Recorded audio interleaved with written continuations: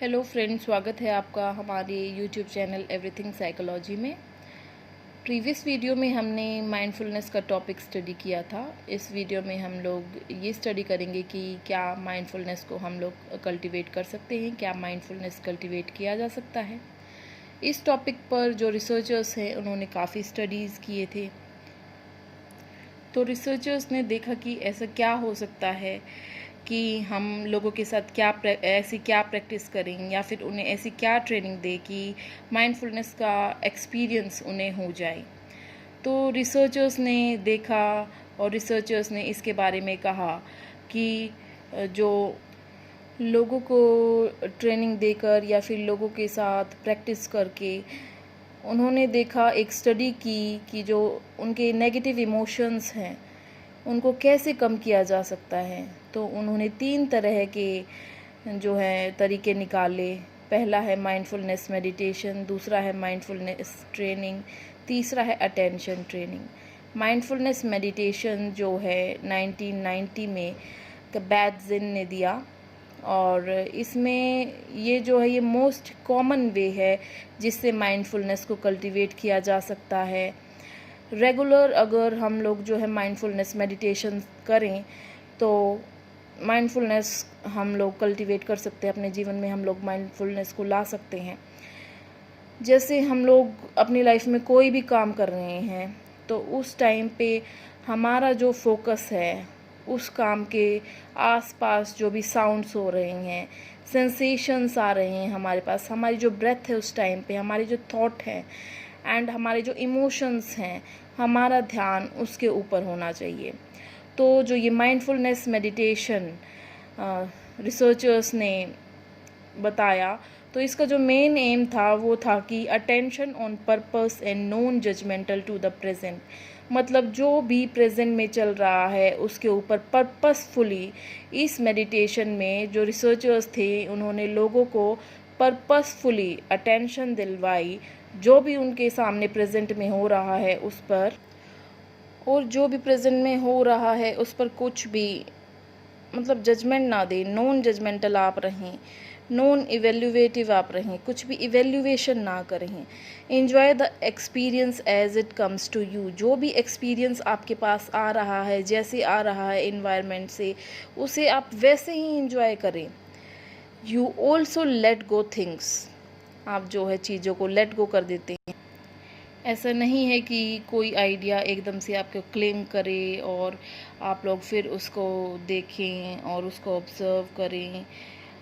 आप लोग जो है मतलब अपनाते हैं उसको और उसको एक्सपीरियंस करते हैं। आप एक जगह बैठते हैं, चीज़ों को क्वाइटली ऑब्ज़र्व करते हैं, एक्सपीरियंस करते हैं सिचुएशन जो भी आपके अराउंड चल रही है। तो माइंडफुलनेस मेडिटेशन के अंदर एक जगह या फिर लोगों को बिठाया गया और पर्पसफुली उनके अराउंड जो भी चल रहा था उसके ऊपर अटेंशन कराई गई और नॉन जजमेंटल रहने को कहा गया। उन्हें जो भी उनके अराउंड चल रहा है प्रेजेंट में, उनको अपने दिमाग के अंदर कोई जजमेंट नहीं डालना।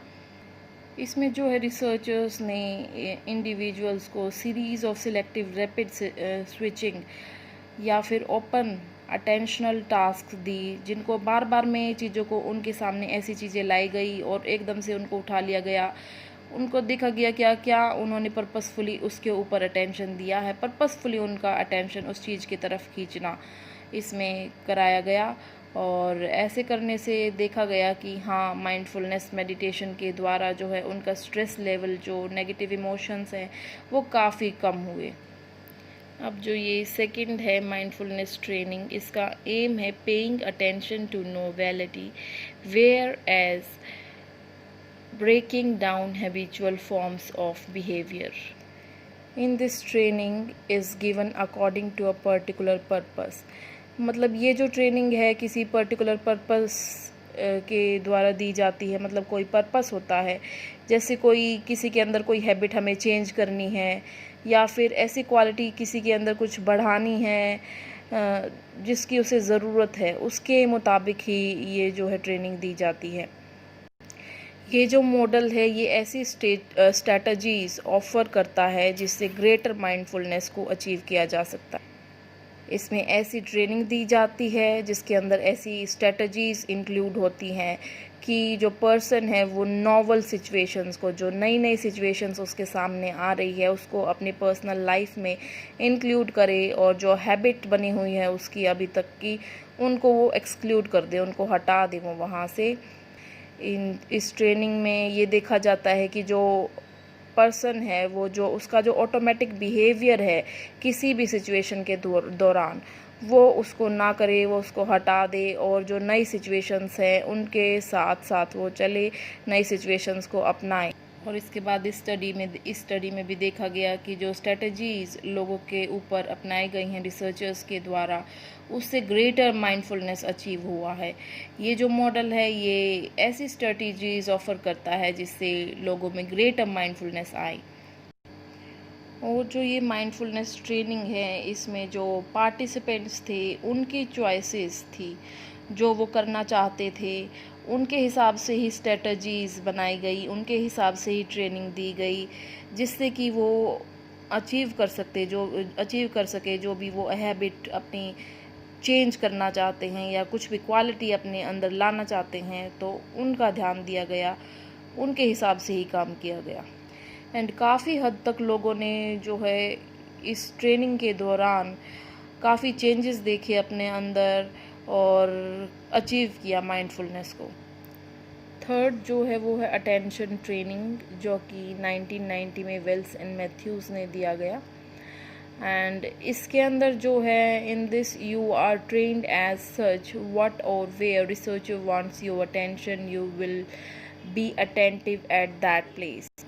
इसका मतलब ये है कि रिसर्चर्स आपको इस तरह से ट्रेन करते हैं या इस तरह से आपको ट्रेन किया जाता है कि रिसर्चर्स उस वक्त जो चाह रहा है आपकी अटेंशन उसी चीज़ की तरफ हो, आप उसी की तरफ ध्यान दें। आपका जो सेल्फ फोकस है वो रिसर्चर के हिसाब से चले, मतलब जहाँ रिसर्चर्स चाह रहे हैं आपका सेल्फ फोकस खुद ब खुद उस तरफ चला जाए। आपका जो सेल्फ फोकस अटेंशन है इस ट्रेनिंग के अंदर रिड्यूस कर दिया जाता है। In this your practice is done for how to attend the stimulus, मतलब ऐसी ट्रेनिंग या फिर ऐसी प्रैक्टिस आपको कराई जाती है कि जो स्टिमुलस आपके सामने है उसको आप कैसे अटेंड।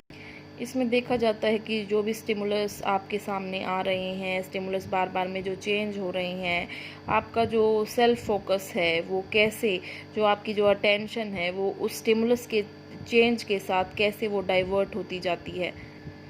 मतलब जहाँ पर भी आपका सेल्फ फोकस है, रिसर्चर्स उसके अंदर चाहते हैं कि आप अपना सेल्फ फोकस वहाँ से हटाएं, और जहाँ पर रिसर्चर्स चाह रहे हैं आपका सेल्फ फोकस वहीं पर चला जाता है। इस ट्रेनिंग के दौरान भी ये देखा गया कि जो पार्टिसिपेंट्स थे उनके अंदर भी काफ़ी चेंजेस आए हैं, उनके जो इमोशंस थे नेगेटिव, जो स्ट्रेस वो फील कर रहे थे, जो एंजाइटी वगैरह थी, वो काफ़ी रिड्यूस हुई इनकी।